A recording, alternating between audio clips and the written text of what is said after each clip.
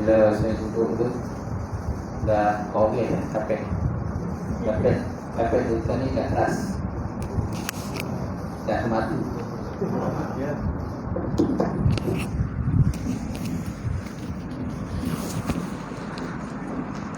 Dah bolehlah plan rancang tukar kapek baru kan. Nak gayo ni kan kita.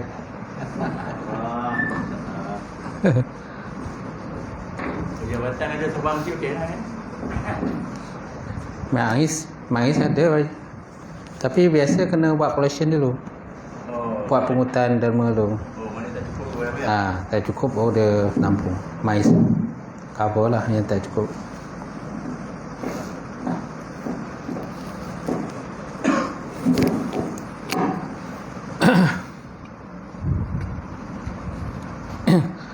InsyaAllah kita mulakan kuliah pada malam ni dengan kita sama-sama membaca Ummul Kitab. Ila hadratin Nabi Muhammad Mustafa Rasulullah sallallahu alaihi wasallam. Wala likram as-sahabat izam sya'allahumul Fatihah. A'udzubillahi minasyaitonir rajim. Bismillahirrahmanirrahim. Alhamdulillahi rabbil alamin. Arrahmanir rahim. Maliki yaumiddin. Iyyaka na'budu wa iyyaka nasta'in. Ihdinas siratal mustaqim. Siratal ladzina an'amta 'alaihim ghairil maghdubi 'alaihim waladdallin. Amin. Assalamualaikum warahmatullahi taala wabarakatuh.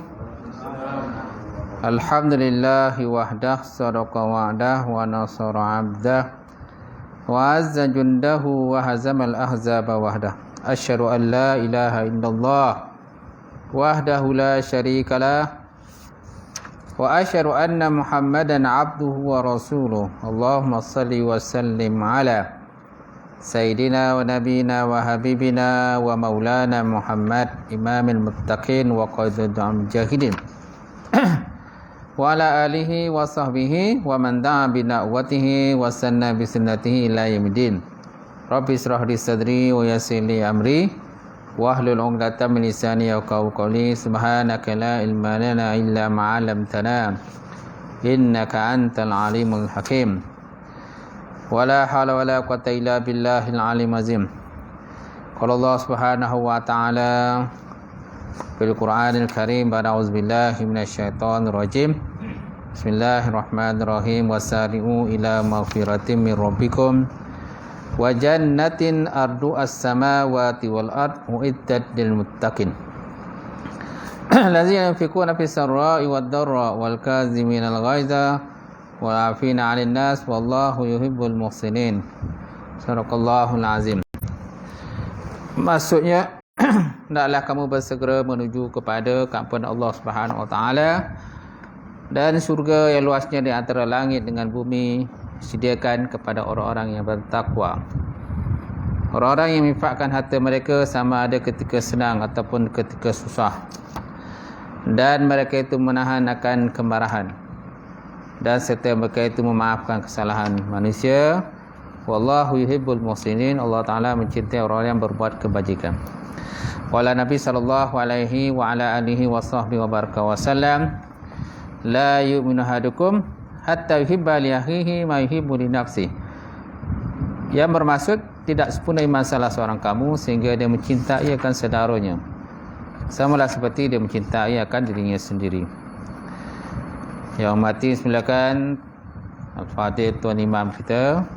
Tak lupa juga Tuan Bilal, kemudian pengurusi surau, jawatan kuasa surau, sidang jemaah muslimin muslimat, mukminin mukminat ta'ala. Alhamdulillah, kita panjatkan puji dan syukur kepada Allah Subhanahu wa taala Kerana dengan limpah kurnia dan rahmat daripada Allah, sekali lagi kita dapat bersama pada malam ini untuk kita sambung pengajian kita, kitab Hakikat Hidup Beriman. Kursua apa tuan? 192. Dalil lah. Dalil berkenaan ilmu. Masih lagi dalam perbincangan berkenaan sifat ilmun. Sifat mengetahui ataupun pengetahuan lah. Ilmu ialah satu sifat yang maujudat. Sifat yang maujud, yang sedia, yang berdiri dengan zat Allah Subhanahu Wa Taala, yang nyata dengan dia oleh segala perkara atas kelakuan yang bersepakati segala perkara itu dengan kelakuan itu. Itu dikatakan sebagai sifat ilmun. Satu sifat yang maujud. Maujud maknanya adalah, yang sedia, yang berdiri dia dengan zat Allah Ta'ala, yang nyata dengan dia oleh segala perkara. Itu dikatakan sebagai sifat ilmu lah. Baik. So ilmu dari segi logahnya, segi bahasanya ialah mengetahui ataupun pengetahuan. Yang paling sesuai pengetahuan lah. Kerana dia ni merupakan sifat ma'ani. Kalau kita katakan sifat manawiyah, sesuailah keadaan Allah Ta'ala itu mengetahui. Mengetahuilah. Mana sifat af'al, sifat perbuatan. Lebih sesuai lah kalau kita terjemahkan, kalau mengetahui ini untuk sifat manawiyah. Kalau sifat ma'ani, sifat ilmu ni sifat ma'ani. Dia lebih sesuai dengan pengetahuan. Bukan mengetahui. Tapi tak salah pun kalau kita terjemahkan dengan mengetahui. Sebab ada juga para ulama menterjemahkan, contoh dalam kitab ni kan, dia terjemahkan dengan mengetahui. Dan kita pun sejak daripada kecil-kecil pun memang dah jumpalah.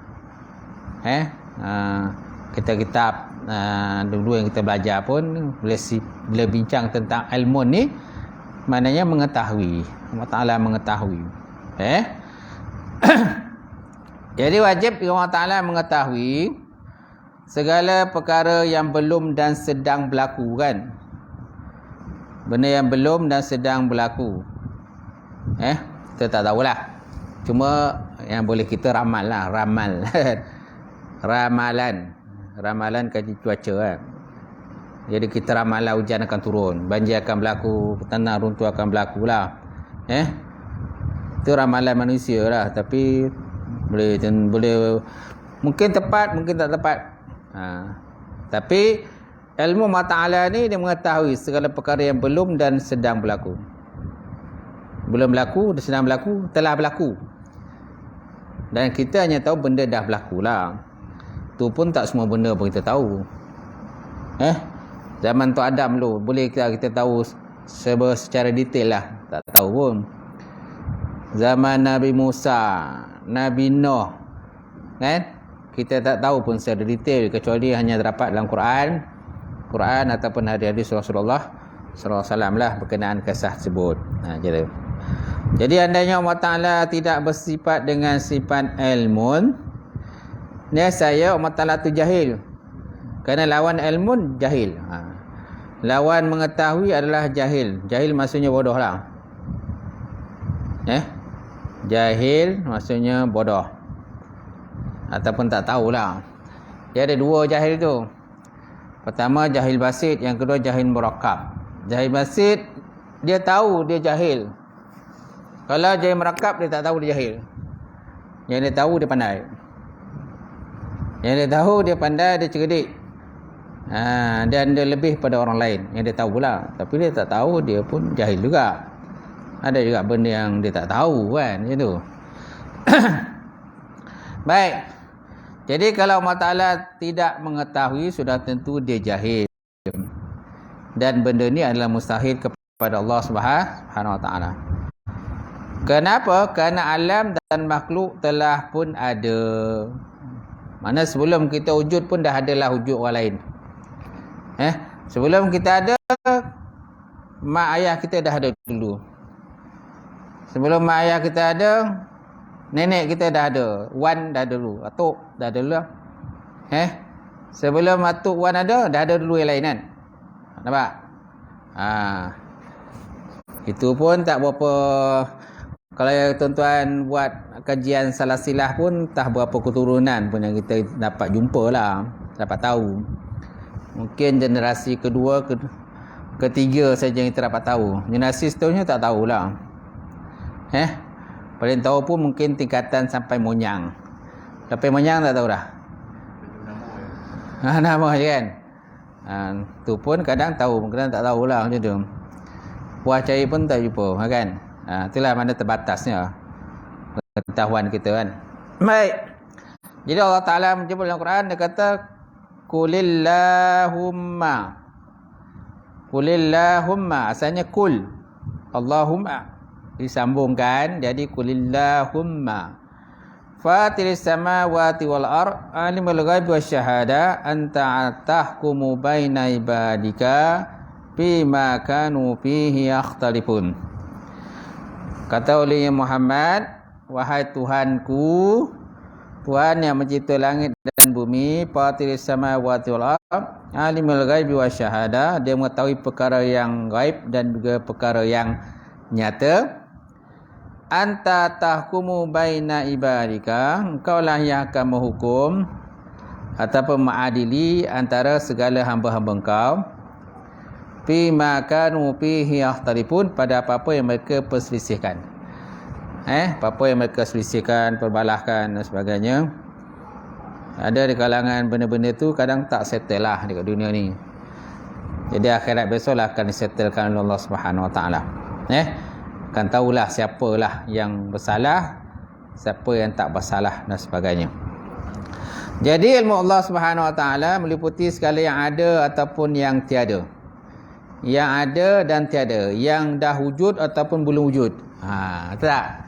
Kita yang dah tahu benda yang dah wujud. Tu pun kalau orang cerita. Kalau orang tak cerita tak tahulah. Kalau wan kita tak cerita, nenek kita tak cerita, atuk tak cerita, moyang tak cerita, memang tak tahulah. Bila atuk moyang dah cerita, dah berkumpul ramai-ramai, ada ceritalah. Buka lah cerita lama tu. Cerita dia macam mana dia bercinta dengan wan dia dulu. Macam mana jumpa dengan wan kan. Dia ceritalah, buka lah kisah itu. Kita rongai lah. Tu pun nasib-nasib kalau dia cerita. Kalau dia tak cerita, tak tahu apa. Hilang Maria. Tak ingat apa pun. Okey. Sebab ada kadang-kadang dia akan set satu masa dia nak cerita dengan anak cucu, cicit dia semualah. Kisah dia dululah. Macam mana dia jumpa dengan wan dia dulu, kat mana tepi sungai ke, tengah cik burung, listik burung ke, berjumpa ke dan sebagainya kan. Ceritalah tu. Okey. Kalau kita tak tahulah. Cuma kalau barat ni, barat pula ni dia buat mesin mesin kembali kepada zaman dahulu. Pernah kan tengok cerita orang putih lah. Cerita putih kan dia ada mesin mesin masa dia. Mana kembali ke zaman dinosaur. Filem fiction lah. Sama ada betul ke tak betul, tu filem je lah. Betul ke dia kembali ke zaman dahulu, ke zaman cowboy dulu kan. Kalau tuan-tuan biasalah tengok cerita orang putih kan. Betul juga kadang-kadang dia pergi ke zaman akan datang. Zaman akan datang pun dia pergi juga. Zaman dahulu pun orang putih ni buat cerita, zaman dahulu dia pergi, zaman kemudian akan datang pun dia pergi juga. Contohnya zaman apa yang berlaku pada zaman sekarang ni 2023 kan. Zaman 2050 besok. Dia buat cerita tu. Manusia akan pergi ke zaman tersebut lah. Macam mana kehidupan zaman tersebut dan sebagainya. Itu hanya rekaan dia lah. Hakikat yang sebenar macam mana zaman tersebut nanti, kita pun tak tahu. Adakah masih berlaku dunia zaman tu lagi ataupun dah kiamat pun tak tahu. Mungkin dah kiamat, kita tak tahu. Pada tahun 2025 kan. Pada tahun 2050. Kalau barat ni biasalah dia buat cerita-cerita akan datang tahun 3000. Tahun 3000 akan datang gitu. Suasana keadaan macam mana kehidupan manusia lah. Macam tu. Baik. Sesungguhnya ilmu Allah Ta'ala tu hakikatnya qadim. Qadim lagi azali, iaitu tidak ada permulaan dan proses pembelajaran. Nampak? Dia tak ada permulaan, dia tidak ada proses pembelajaran. Okey? Macam kita perlukan ada permulaan. Lahir kita lahir ke dunianya, tak ada kita terus pandai cakap orang putih. Tak ada kan? Wah, lahir je tu cakap orang putih. What's your name? My name. Ada tak? Tak ada. Perlu merangkak dululah. Perlu bertatih dulu. Berak pun mak ayah cebok dulu. Tahu tak? Macam tu. Lepas tu berdiri, yang kata berjalan jatuh. Lepas tu kalau budak dulu kan dia belikan walker kan. Walker tak? Untuk cepat berjalan. Cepat jalan beli walker. Macam tu lah. Apalah Jas 1, sekolah tadika, Jas 1, sekolah Janam. Mana ada proses lah. Proses pembelajaran. Okey? Tapi adalah Allah Ta'ala bagi kelebihan tertentu kepada orang tertentu. Sampaikan dia, maknanya kalau umur dia masih kecil-kecil pun dia dah hafal Quran. Ada juga macam tu. Kan? Ada hafal Quran. Ramai juga kan? Zaman sekarang ni kecil-kecil dah hafal Quran. Tapi kena dia mengaji dululah. Kena tahu mengaji, tak tahu mengaji macam mana nak hafal Quran? Mestilah tahu mengaji dulu. Tahu mengaji barulah boleh hafal Quran. Macam tu. Banyak zaman sekarang kan, anak-anak kecil-kecil lagi dah hantar tahfiz. Jas 1 lagi dah masuk tahfiz dah. Walaupun tak kerti mengaji gitu lah. Baik, seterusnya Allah SWT sememangnya sudah tahu daripada azali sehingga kepada ketentuan yang Allah Ta'ala kendaki segala apa yang telah berlaku. Segala apa yang telah berlaku. Kita tak tahu. Kita mati pun tak tahu kat mana. Kalau tahu kita mati pukul berapa, jam berapa, tempat mana, kan hari apa kita tahu kita mati, senang sikit. Dah siap standby lah semua kain kapan kan. Kain kapan, kuburnya nak kubur nak tanam kat mana. Kan. Kemudian dah buat wasiat awal-awal lah. Buat wasiat dah. Kan. Rumah pula banyak. Ada 10 rumah. Rumah ada 10 biji ditinggalkan. Kereta tak betul banyak lah. 20 biji kereta. Motosikal lagi. Tanah lagi. Tahu peka. Kalau tahu kita nak mati senang kan. Buat wasiat terus. Wakafkan ke surau ni berapa tanah nak diwakafkan. Kan? Baik, seterusnya. Walaupun pada manusia itu mungkin tidak adil, tetapi setiap yang berlaku itu ada hikmahnya. Seperti kisah Nabi Allah Musa AS dan Nabi Khidir AS. Kisah Nabi Musa dan juga Nabi Khidir. Ini sebut dalam Quran lah. Ini dalam surah Al-Kahfi. Berkenaan dengan kisah Nabi Musa dan juga Nabi Khidir. Di mana asal kisah tu, di mana Nabi Musa, dia rasa dia takjub. Dia ni hebat, ilmu dia tinggi. Maka ditakdirkan ada Jibril ke, tersilap saya, ataupun ada satu sara menyatakan bahawa ada lagi orang yang lebih alim pada engkau Musa. Musa kata, siapa? Ada. Itulah Nabi Khidir. Kat mana nak cari Nabi Khidir ni? Carilah di pertemuan di antara dua laut. Pertemuan di antara dua laut. Kat situlah kau akan berjumpa dengan Khidir. Dan dia ni lebih alim daripada kau. Jadi Nabi Musa ingat dia lebih alim. Rupanya ada lagi orang. Sebabnya kita jangan act lah. Jangan belagak. Kalau kita ni, oh aku ni yang paling alim lah. Tak ada orang lain pada aku dah. Aku yang paling hebat. Sedangkan Allah Ta'ala menyebut dalam Quran. Ma fawqa zi ilmin alim. Maknanya tiada yang lebih atas daripada kita itu adalah orang yang lebih alim pada kita lah. Tiada yang orang kata dia alim tu, mana atas tu ada lebih alim lagi. Sampailah kepada Allah Ta'ala lah. Sampailah kepada Allah SWT, maka dia yang lebih alim. Alimul ghaibi wa syahadah. Dia mengetahui perkara yang gaib dan juga perkara yang nyata. Okey. Jadi Nabi Musa akhirnya berjumpa dengan Nabi Khidir lah. Panjanglah kisah tu kan. Kisah Nabi Khidir dengan Nabi Musa ni panjang kisah dia. Disebut dalam Quran surah Al-Kahfi itulah. Maka Nabi Musa kata, aku nak berguru dengan kau wahai Khidir. Boleh tak? Wahai Musa, kau boleh berguru dengan aku. Tapi aku risau kau ni tak boleh tahan lah. Tak boleh bersabar dengan kau. Maka Musa kata, insyaAllah aku boleh sabar. Maka Nabi Khidir kata, aku boleh belajar kau. Kau boleh belajar dengan aku. Tetapi dengan syarat, apa yang aku buat kau jangan tanya. Apa yang aku buat, apa yang aku lakukan, kau jangan tanya. Sehinggalah aku menerangkan kejadian tersebutlah. Nabi Musa kata, tak ada masalah. Dia kata, okey je. InsyaAllah aku ni orang yang sabar. Dan aku sanggup bergurulah dengan kau. Maka akhirnya mereka pun berjalan. Jalan-jalan. Sampailah kepada tepi laut kan. Sampai di tepi laut. Maka mereka berjumpa dengan perahu. Perahu ataupun kapal yang terdapat di tepi laut lah, di pantai lah. Dan perahu ni nak digunakan untuk mereka menyeberang. Macam tu. Tiba-tiba apa yang berlaku tuan-tuan? Nabi Khidir kan, dia ambil kapak kan, dilubangkan perahu tadi. Kan?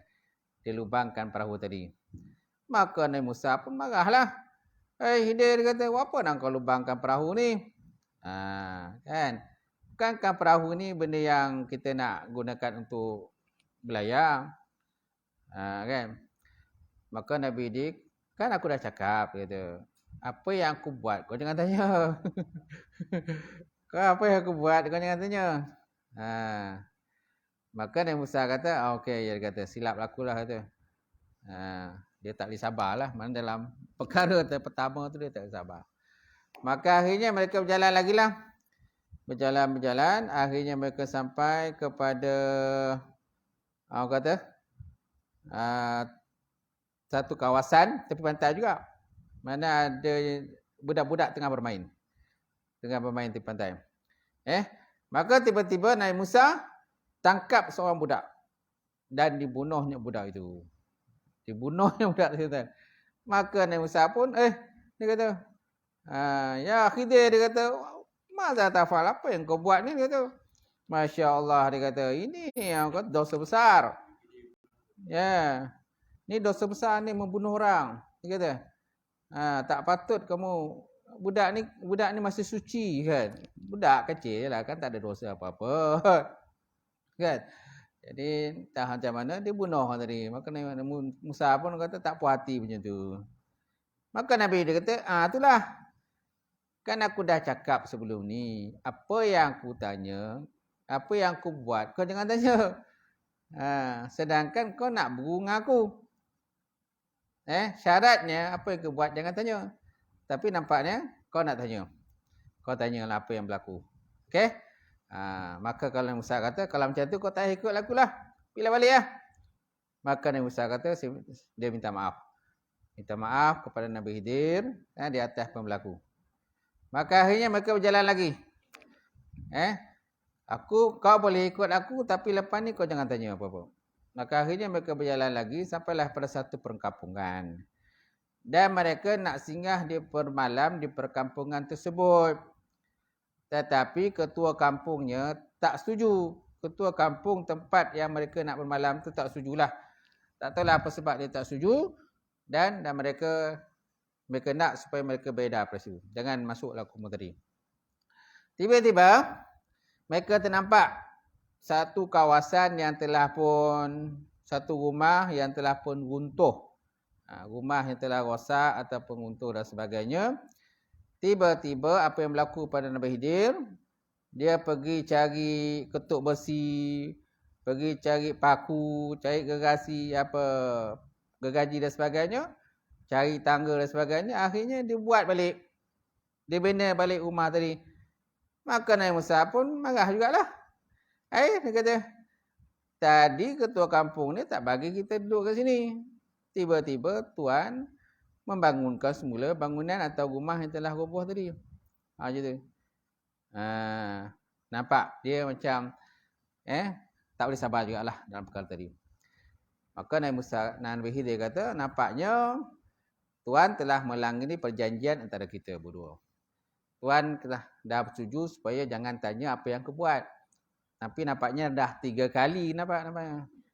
Tuhan melanggar apa yang saya cakap tadi. Kita telah ikat janji bersama. Kalau macam tu, tak apalah. Biar saya ceritakanlah apa sebabnya aku melakukan perkara-perkara yang 3 yang sebelum ini. Kan? Okey, yang pertama. Kenapa dia melubangi perahu tersebut? Sedangkan perahu ni ialah benda yang penting kan untuk kita nak naik, nak pergi tangkap ikan, nak seberang lautan, sebagainya. Pengangkutan. Banyaklah kegunaan perahu ni. Maka Nabi Khidir kata, sebenarnya di kawasan tersebut, saya dapatnya seorang raja yang suka merampas perahu dan suka merampas perahu. Di mana je perahu yang baik, biasanya dia akan ambil. Dia akan ambil. Raja tadi ambil. Dia seorang raja yang zalim lah. Jadi sebabnya, aku melubangi perahu tadi supaya raja tersebut jangan merampas. Sebab perahu dah bocor. Jadi dia tak berminat lah. Raja tak berminat untuk mengambil perahu tu lagi. Kalau dah bocor. Tapi kalau perahu tu masih baik, bagus, maka raja akan rampas. Itu sebab yang pertama lah. Kenapa dia melakukan perkara tadi. Kemudian perkara yang kedua. Kenapa dia bunuh kanak-kanak tadi? Kerana kanak-kanak itu nanti, ketika dia telah besar nanti, dia akan derhaka kepada mak ayah dia. Dia akan derhaka pada mak ayah dia. Jadi supaya untuk mengelakkan dia pada derhaka pada mak ayah dia, maka aku bunuh dia. Bunuh dia awal-awal, tuan-tuan. Supaya yang derhaka pada mak ayah dia. Kalau dah besar, dia akan derhaka mak ayah. Kemudian yang ketiga, kenapa dia membangunkan rumah yang telah roboh? Kerana dalam rumah tersebut, di bawah binaan tersebut, terdapatnya harta anak yatim. Terdapatnya harta anak, dan rumah itu kepunyaan anak yatim. Jadi, supaya harta tadi tidak diambil oleh orang lain, maka dibinalahkan rumah untuk anak yatim tersebut. Itulah sebabnya kenapa Nabi Khidir melakukan perkara-perkara tersebut. Maka Nabi Musa pun menyesallah di atas apa yang dia telah buat sebelum ni, kerana banyak persoalan dia lah. Banyak songeh dia, banyak tak setujunya dengan Nabi Khidir alaihissalam. Sebenarnya Nabi Khidir ni dia punya kedudukan yang sangat tinggi. Dia seolah macam tahu benda akan berlaku datang. Nampak? Benda yang akan berlaku akan datang, dia tahu. Ini kelebihan Allah Ta'ala bagi pada Nabi Khidir lah. Macam kita tak tahu. Dan Nabi Muhammad pun lebih kurang jugalah. Ada juga kelebihan macam Nabi Khidir. Macam tu, apa yang berlaku akan datang, dia tahu kan. Betul. Nabi Khidir ni itulah kelebihan dia. Kemudian, ada dikisahkan bahawa ketika mereka menyeberang akan lautan tadi, tiba-tiba mereka ternampak seekor burung. Seekor burung menangkap ikan. Mana turun daripada udara, dia tangkap ikan. Kemudian dia terbang. Maka Nabi Khidir alaihissalam berkata Musa, "Wahai Musa, kau nampak tak burung tadi? Dia memasukkan paruhnya ke dalam lautan, ke dalam air. Kemudian dia menangkap ikan dan terbang pergi. Kau nampak tak apakah perbandingan ibarat yang kamu nampak, analogi yang kamu nampak kat situ lah. Saya tak tahu apa-apa dia tu. Maka Nabi dia, itulah ibaratnya ilmu kita dengan ilmu Allah Ta'ala. Dan itulah ibaratnya ilmu aku dengan ilmu kau. Ilmu aku dengan ilmu kau. Jadi ilmu aku tu macam itulah. Seperti lautan tadi yang luas tadi. Yang paruh yang kata burung tadi, dia masukkan paruh ke dalam air. Kemudian yang yang melekat air pada paru tu berapa banyak? Sikit sangat kan? Sikit sangatlah. Itulah ibaratnya ilmu aku dengan ilmu kau, wahai Musa. Dan juga itulah ibaratnya ilmu Allah Ta'ala dengan ilmu aku. Mana luasnya ilmu Allah Ta'ala tu berbanding dengan luas dengan ilmu kita lah. Jadi kat situlah maka Nabi Musa pun insaf lah di atas apa yang berlaku, dan dia minta taubat, istighfar kepada Allah Subhanahu wa Ta'ala. Baik, kembali pada kisah tadi. Jadi tindakan Nabi Khidir melanggar syariat, tidak mendapat restu daripada Nabi Musa AS. Mana langgar syariat tadilah? Melubangi perahu, membunuh. Betul tak? Membunuh kanak-kanak tadi yang masih kecil. Kemudian dia membina apa tadi? Rumah yang telah roboh kan? Macam tu. Tetapi Allah Ta'ala lebih mengetahui sehingga Nabi Musa AS terpasaku dengan perbuatan Nabi Khidir AS. Kerana Allah Ta'ala nak Nabi Musa AS belajar dan berguru dengan Nabi Khidir AS. Kisah ini ceritakan dalam Quran surah Kahfi ayat 60 hingga 82 tuan. Okey. Kalau ikut di sini sebenarnya sebelum lagi dah Allah Ta'ala minta dia berguru. Bukan makna dah habis cerita tu, tiga-tiga cerita tu baru nak berguru, tak. Bukan Nabi Khidir dah habis cerita tu semua, 3 perkara tu baru disuruh berguru, tak. Makna sebelum cerita lagi memang Allah Ta'ala dah perintahkan supaya Nabi Musa ni berguru dengan Nabi Khidir AS. Macam tu. Baik. Kemudian pengetahuan Allah Ta'ala itu adalah secara terperinci. Artinya setiap zarah, atom, proton, kan, semua dalam pengetahuan Allah Subhanahu Wa Ta'ala. Jisim yang kecil, jisim yang halus, jisim yang nampak, yang tak nampak, semua dalam pengetahuan Allah Subhanahu Wa Ta'ala. Kemudian turun naiknya nafas kita adalah dalam pengetahuan Allah.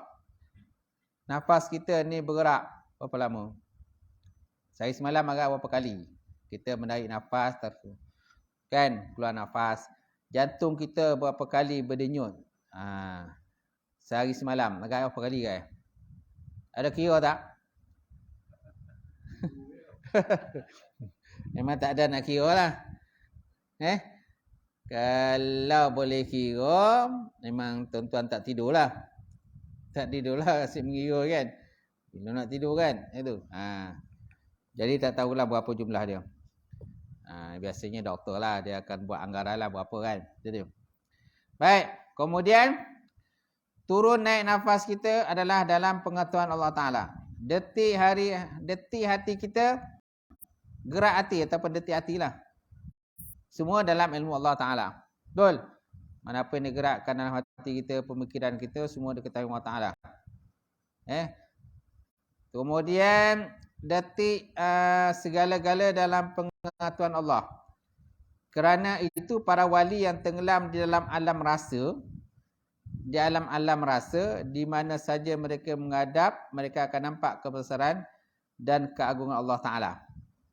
Wali oleh Allah Ta'ala lah, yang berada pada alam rasa, alam zuq lah. Alam zuq, alam fana lah, apa benda istilah-istilah yang guna pakai lah dalam tasawuf ni kan. Jadi mereka sentiasa merasakan kewujudan Allah Ta'ala. Bukan makna setiap benda tu Allah. Itu lain. Dia ada satu pahaman namanya pahaman al-hulul. Al-hulul ni pahaman dia, apa ya Allah. Nampak aja apa tu Allah. Mana ni Allah, dia kata. Ini botol air. Tapi dia kata ni Allah. Dalam kocek aku, dalam poket itu Allah. Nampak aja cawan Allah. Kan? Itu namanya al-hulul. Nampak kipas Allah, nampak lampu Allah. Kan? Gitu. Mana dia punya pemikiran dia begitulah. Itu nama al-hulul lah. ataupun pahaman wahdatul wujuh. Pahaman wahdatul wujuh ni ialah pahaman serba Tuhan. Nampak je semua tu Tuhan. Nampak? Nampak je kipas, aircon, lampu, meja, handset, botol air, kan? Kerusi, meja, itu semua Tuhan. Betul ke tu? Tak boleh. Itu bukan Tuhan. Itu benda yang dijadikan oleh Tuhan. Benda yang dijadikan oleh Allah Ta'ala. Benda yang ciptakan manusia yang cipta, tapi dengan perantaraan ilmu yang dikurniakan oleh Allah Ta'ala, kan? Macam tu. Bukan makna dia Tuhan. Dia satu pahaman yang diporopodi oleh golongan Syiah. Itulah pahaman wahdatul wujuh ataupun al-hulul. Pahaman serba Tuhan, dalam kocek dia Tuhan, dalam poketnya Allah. Semua Allah. Ni kena jaga-jaga sikit lah. Pahaman-pahaman begitulah macam tu.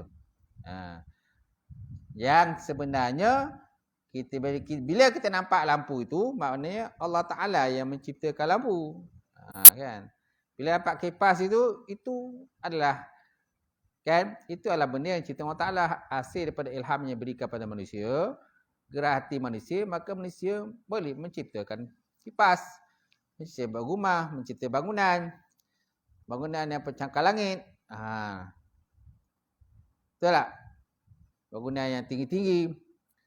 Nampak? Itu semua adalah ilham yang diberikan oleh Allah Ta'ala kepada manusia lah. Kalau Allah Ta'ala tak bagi ilham, satu benda pun manusia tak boleh buat. Kan?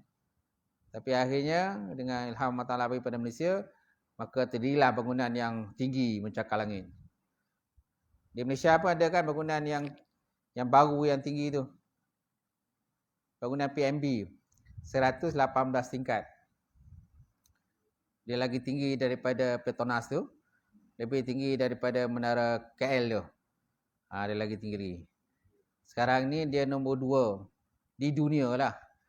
Tertinggi. Di dunia. Belum rasmi lagi. Belum rasmi lagi. Tapi walaupun belum rasmi tu dah ada dua orang penceroboh. Pemodalan Nasional Berhad, PNB. Kan? 118 tingkat tu yang warna biru kehijauan. Dia punya bangunannya biru kehijauan. Memang tinggilah bangunan dia. Belum rasmi lagi, tapi dah ada penceroboh. Gitu. Ada dua orang lelaki sepasang kan. Ada ceroboh Rusia punya tu. Dia naik atas bangunan tu, paling atas sekali dia bergambar atas tu. Yang polik macam mana dia boleh lopeh. Boleh lopeh kat atas tu. Mana walaupun ada security pun tak boleh harap. Nampak tak? Mudah dicerobohi. Tak tahulah besok. Kalau benda tu dah bangunan dah siap besok, tak tahulah. Mulai ramai peluang ceroboh pun, tak tahu. Belum rasmi pun dah orang ceroboh je dah. Kan? Jadi security dia kurang lah. Tak tahulah macam mana dia boleh naik. Mungkinlah jalan-jalan tertentu lah dia naik. Baik, seterusnya. Habis dah? Habis. Sikit lagi. Kemudian, okey. Bayangkanlah kita ini zahir dan batin. Bayangkanlah kita ini zahir dan batin yang nyata dan yang tersembunyi adalah dalam ilmu dan pengetahuan Allah Subhanahu wa taala. Itu Allah Taala sebut tadi, alimul ghaibi wasyahadah. Ayat sebelah tu kan. Alimul ghaibi wasyahadah. Dia mengetahui perkara yang ghaib dan perkara yang zahir, yang jelas nyata, yang nampak dengan mata kasar. Kemudian malu rasanya kita ni yang penuh dengan kedurhakaan untuk menghadap Allah Taala. Dia hari akhirat besok, malu kita. Tapi banyak kalau Malaysia tak malu. Dia tak malu lah. Dia tak malu berzina, tak malu merompak, tak malu memfitnah orang lain. Dia tak malu kata menipu. Dia tak malu mencuri dan sebagainya. Tak tahulah. Dah sifat malu dia tu dah tak ada. Bila manusia ni kalau sifat malu tak ada habis lah. Nabi pernah bersabda, siapa yang tak ada sifat malu, fasna' ma syi'ta. Buatlah apa yang kamu nak. Iza lam tastahi fasna' ma syi'ta. Kalau kamu tak ada sifat malu, buatlah apa yang kamu nak.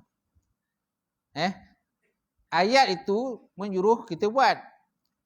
Tapi jangan salah faham. Dia bukan makna suruh kita buat. Sebenarnya dia dalam bentuk sindiran. Dia sindir kita tu. Hadis tu. Iza lam tastahi fasna' ma syi'ta. Kalau kamu tak ada sifat malu, buatlah. Bukan makna dia suruh buat. Dia dalam bentuk kiasan, sindiran kepada kita. Kalau kau tak ada malu, kau buatlah. Bukan makna dia suruh kita buat, tak ada. Tapi orang kadang salah faham kan? Gitu.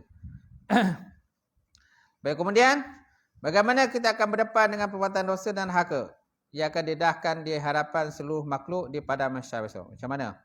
Bayangkanlah tuan-tuan. Besok di akhirat besok kita semua akan dikumpulkan.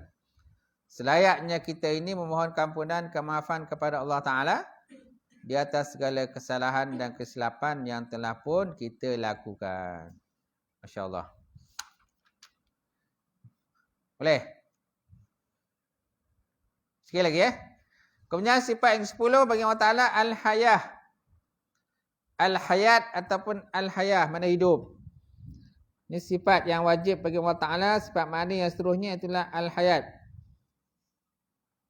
Mana hayat ialah hidup. Tapi hidup tu bukan macam kita hidup. Kalau kita hidup ada nyawa kan. Bernyawa kan. Bernyawa, bernafas. Ada jantung yang bergerak. Dudap. Maka kita pun hidup. Adakah Allah Ta'ala hidup macam tu juga? Tak kan. Kalau Allah Ta'ala hidup macam tu berjantung. Ada jantung. Ada nadi kan. Sama lah macam makhluk. Sedangkan Allah Ta'ala tidak boleh serupakan dengan makhluk. Baik.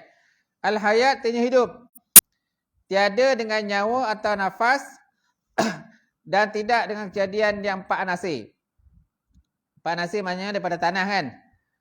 Kejadian kita daripada angin, tanah, api, air. Angin, tanah, api, air kan. Campuran itu untuk tubuh badan kita. Tapi Allah Ta'ala tidak ada daripada nasib tersebut. Okay? Dan tidak hidup dengan makan minum. Kalau kita perlukan pada makan dan minum. Kalau tak nak makan lagi, maknanya dah sampailah. Masa dah sampailah tu. Kita bagi makan pun tak nak. Nampak? Nak suap pun tak nak. Nampaknya memang tak docan gitu kan. Rezeki tu. Siapkanlah dia punya peralatan-peralatan kekapan dan semua. Baik. Maka hakikatnya al-hayat tadi, apa dia kata al-hayat? Ialah satu sifat yang tetap ada qadim lagi azali yang berdiri pada zat Allah Ta'ala.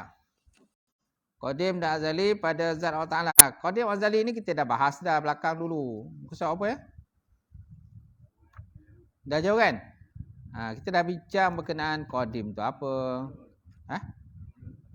Kan? Ada. Yang mula-mula lah bincang. Tuan-tuan boleh tengok balik lah. Berkenaan qadim. Lagi azali yang berdiri pada zat Allah Ta'ala. Ia mengesahkan segala sifat yang ada berdiri pada zat daripada sifat idrak. Idrak mana pendapat. Mendapat ataupun pendapat. Iaitulah antara sifat idrak ialah kudrah, iradah, sama, basar dan kalam. Kudrah, iradah, sama, basar dan kalam. Ini sifat-sifat yang boleh dikatakan sebagai sifat idrak. Idrak mana pendapat. Pendapat ataupun pendapat. Okey. Ada 10 kitab. Sifat 20 ni ditambah lagi 2, idrak dan juga takwin. Idrak dan takwin. Ditambah lagi 2, mana ada maksudnya ada 22 sifat lah. Cuma kata sebagian ulama idrak ini sebenarnya dia dah masuk dalam kudrah iradah musamak tu, dia dah masuk dah. Jadi tak perlu lagi lah. Itu sebab ulama kata, tak perlulah masuk idrak ni daripada sifat 20. Takwim pun tu jugalah. Dia kata, tak perlu lagi lah masukkan takwim tu lah sifat 20. Sebab dekat sifat-sifat yang ma'ani tu pun dah ada lah sifat takwim sebenarnya. Tapi ada sebagian ulama diasingkan. Okey, idrak ni lain. Kudrah lain. Kan? Iradah lain. Takwim lain. Sama lain. Mana dia akan pecahkan lagi. So kalau pecahkan mana ada 22 sifat. Bukan 20. Pada penambahan 2 lagi. Okey? Tapi yang kuatnya, kalau kita daripada Ahlussunnah wal Jamaah ni, 20 tu lah yang wajib kita tahu. 20 tu. Itu yang kita kena tahu, kena hafal, kena fahamkan. Baiklah, gitu. Baik. Dan sifat ayat ini menjadi syarat kepada hukum akal. Akli ataupun akal. Bagi segala sifat ma'ani. Jika tiada hayat, tiadalah sifat ma'ani. Kalau tidak ada sifat ayat, mana ayat akan hidup kan? Kalau tak ada sifat ayat, mana ada sifat? Mana ada sifat lain? Mana ada sifat ma'ani, kudrah, iradat, ayat, ilmu dan sebagainya. Kerana mana hayat hidup. Contohlah diri kita lah. Contoh diri kita tak hidup. Nyawa tak ada. Bila nyawa tak ada, macam mana ada sifat kudrah? Berkuasa. Macam mana ada sifat berkehendak? Mana ada sifat ilmu? Sebab mati. Tak ada nyawa. Kan? Bila tak ada nyawa, jadi segala sifat-sifat tu memang tak ada lah pada kita. Orang tak bernyawa. Orang tak nyawa ni, orang lain kena uruskan. Cuba tengok tuan-tuan kalau orang mati tu. Kan kaku, tentang je tu kalau dah mati. Selagi tak ada orang uruskan, macam tu lah. Selagi tak ada waris yang minta kita uruskan, selagi itu tak ada siapa orang. Dan biasanya jenazah ni, kalau kita nak uruskan pun, walaupun kita ni pakar dalam mengurus jenazah, tapi waris kata, aku tak izinkan kau urus. Boleh uruskan tak? Tak boleh juga. Walaupun kita ni pakar segala pakar dalam menguruskan jenazah. Kita ni pakar mandikan jenazah, kita ni pakar mengapankan jenazah, kita ni pakar menggali kubur, kita ni pakar buat liang lahat. Kan? Semua kita pakar berkenaan dengan jenazah ni. Tapi kan warisnya tak izinkan kita uruskan. Boleh uruskan? Tak boleh. Lontanglah macam tu. Mayat tu tak ada siapa nak uruskan. Sehinggalah polis datang pun semua kan. Kalau polis dah paksa, barulah kita boleh uruskan. Kalau tak ada. Kan? Gitu. Saya biasa kadang uruskan jenazah mu'alaf ni. Kat hospital Tunku Japar tu. Kan? Mu'alaf. Mana-mana mu'alaf yang kadang mati meninggal kan. Meninggal. Kadang dia seorang dia masuk Islam. Dia punya saudara semua tak masuk Islam. Samalah. Sama menguruskan. Tapi kita nak ambil jenazah tu, nak mandikan, mesti ada waris dia. Walaupun warisnya masih kafir, masih agama Hindu ke, Buddha ke sebagainya, selagi mana waris dia tak tanda tangan surat kebenaran tu, selagi tu tak boleh ambil. Selagi itu tak boleh kita keluarkan jenazah tu untuk kita mandikan, untuk kita kapankan, nak uruskan, nak tanam di kubur Islam. Selagi itu tak boleh. Kecuali memang tak ada waris langsung. Kalau memang tak ada waris langsung, memang barulah kita boleh uruskan tu dengan kebenaran polis lah. Kebenaran hospital, kebenaran polis. Tapi kalau saya lagi ada warisnya, walaupun mungkin warisnya tak Islam, non-Muslim, kan, pihak polis akan hubungi waris dia. Minta waris dia datang. Sebab apa? Kita nak uruskan. Sebab dia ni Islam. Si mati Islam. Macam mana kita tahu dia Islam? Tengok IC dia. IC menyatakan dia Islam. Ataupun mungkin dia ada kad Islam. Dia ada kad Islam, maknanya dia Islam. So, maknanya hospital hubungi kita, minta kita datang untuk menguruskan jenazah. Kita tak boleh ambil jenazah tu. Walaupun hospital minta kita uruskan, selagi mana warisnya tak datang. Untuk tanda tangan kebenaran. Dia datang kena kebenaran, kan, untuk kita uruskan, baru boleh kita uruskan. Macam tu. Kadang ada juga waris dia bergaduh sama dia pun ada, berebut jenazah pun ada. waris pada lelaki datang, waris perempuan datang. Bergaduh tu. Kan, nak rebut jenazah. Tapi sebabkan dia Islam, kuasa kita lah untuk ambil jenazah tu, uruskan. Polis minta kita uruskan, dia tak boleh buat apalah dia waris dia. Ya? Yelah, biasalah dia nak ambil insurans. Mungkin si mati ni ada harta dia. Kadang ada juga, kadang-kadang Ustaz, boleh tak bawa balik dulu jenazah ni kat rumah kita orang? Boleh, tak apa, buatlah sekejap. Berapa lama nak? Sejam. Okeylah, buat sejam. Wali rumah dia. Dah selesai semua, kita akan angkat, bawa kubur. Cepat. Okay? Sebab ada juga kadang waris sini tu minta nak buat balik dulu sekejap. Mungkin ada saudara nak tengok.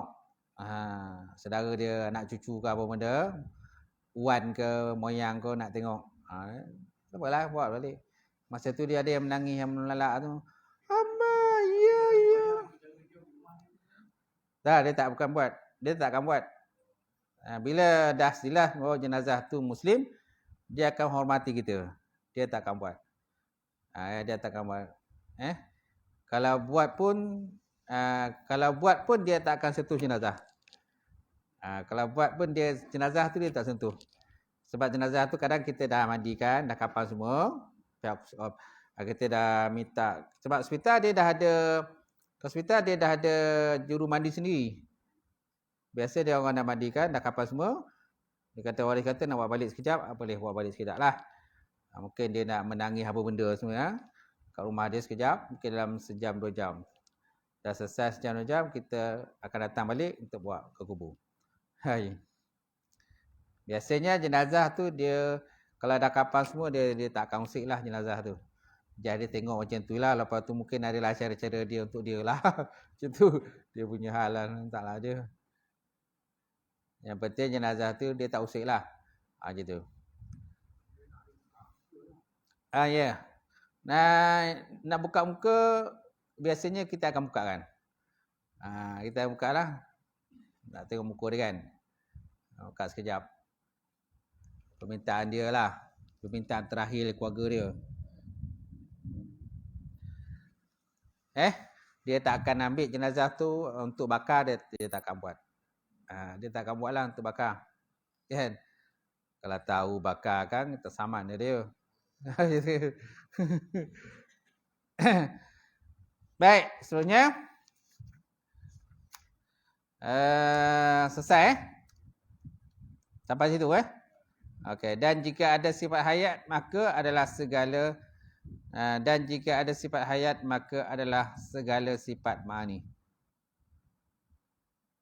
Maknanya hayat ni penting lah. Dia sifat ma'ani ada 7 kan. Qudrah, iradah, ilmun, hayat, sama, basar, kalam. Ada 7 sifat ma'ani ni. Okay. Daripada 7 sifat ma'ani ni, dia ada 1 sifat hayat. Hidup. Sifat hayat ni mainkan peranan. Kalau tak ada hayat ni, dia tak akan ada yang 6 ni. Tak ada hayat, tak hidup, macam mana ada yang lain? Macam diri kita lah. Kita tak hidup. Adakah diri kita ada kekuasaan? Tak ada. Ilmu yang ada pada kita pun hilang kalau kita dah tak hidup, tak ada nyawa lagi. Otak pun dah tak berfungsi. Kalau orang tanya pun, kita tak boleh nak jawab. Kan? Kalau orang tanya pun, kecuali lah kalau seandainya dari segi di balik hijab tu, dia jawab lah. Dia jawab lah. Di alam roh dia jawab lah. Tapi di alam zahir, dia tak jawab lagi dah. Kalau dia jawab di alam zahir kan, saya rasa imam-imam pun cabut lagi. Imam-imam pun cabut lagi. Bila siap semua, lagi putar panting. Macam yang cerita Piramli tu lah. Kan? Dul mati dulu ke? Minah mati dulu? Kan Dul mati ke Minah mati dulu? Dul dulu mati. Minah dulu mati. Lalah dua-dua hidup. Dua-dua hidup. Bilal dia punya lari, ya Allah. Hai. Tak cukup tanah bila lari.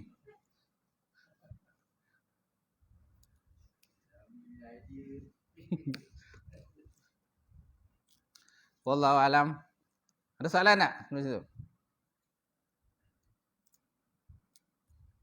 Tak ada A'udzubillahi minasyaitonir rajim. Bismillahirrahmanirrahim. Alhamdulillahirabbil alamin. Salatu wassalamu ala asyrofil mursalin wa ala alihi washabbihi ajmain. Allahumma zidna ilman nafi'a wa yaqinan sadiqa wa ma'lam taqabbala wa rizqan halalan mubarakatan kasira wasiyan fataya alim. Nawilana qulubana binuri ma'rifataka wa aftah lana kull arifin. Allahumma faqihna fi din. Allahumma ja'al hadza jam'al marhumah wa tafarruqana min ba'di tafarruqan mas. Rabbana aftah bainana wa baina qaumina bil haqq wa antal fatih. Rabbana faghfir lana dzunubana wa kaffir 'anna sayyi'atina wa tawaffana ma'al abrar. Rabbana ma wa'adtana 'ala rasulika wa la tukhzina yaumil qiyamah. Innaka la tukhliful mi'ad. Rabbana atina fid dunya hasanah wa fil akhirati hasanah wa qina azabannar. Subhana rabbika rabbil izzati amma yasifun. Wassalamu ala mursalin. Alhamdulillahi rabbil alamin. Qabarallahu minkum.